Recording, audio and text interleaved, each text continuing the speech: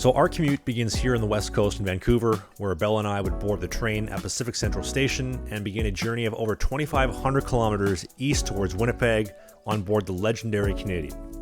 And in my opinion, this is really the only way to travel if you're going to stay at one of Canada's railway hotels. So over the next 2 days, we would snake through the snowy peaks of the northern Canadian Rockies, rumbling over the prairies into Saskatoon, and arriving 8 hours late for a 4 a.m. arrival into Winnipeg Union Station.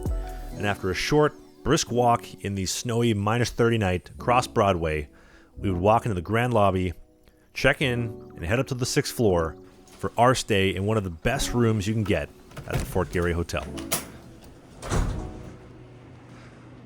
Nice.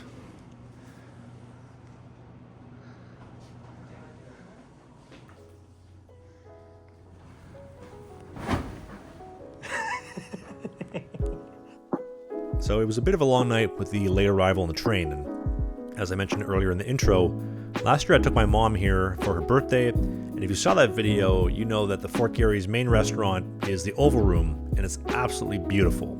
The elegant oval design, shallow curved ceilings from the hand-carved textures, the gold trim, the hand-done gold trim on the ceilings. This place is a true time machine, back to when the hotel opened over 110 years ago. Now, I've dined here a few times over the last year, and I'll admit, the braised beef pot roast and my mom's meatloaf last year were absolutely phenomenal. But since then, I have dined a couple times, and overall I found the service pretty cumbersome and fairly inconsistent. And when you consider that the hotel is charging $7 for a bottle of water in the executive suite, I think it's a safe bet to say that you can find a lot better value by just simply stepping outside the hotel. The Fort Garry tries to position itself as an independently owned hotel with a family-run feel, and while that may have been true prior to 2020 with staff that really made the place feel like family-owned and the best Sunday brunch in the city for only $25. I mean, look at the comment section of last year's video. People know that brunch was the real deal. 2020 would see Choice Hotels take over management of the hotel, and I've basically seen the entire staff turn over since then, and that family feel is long gone.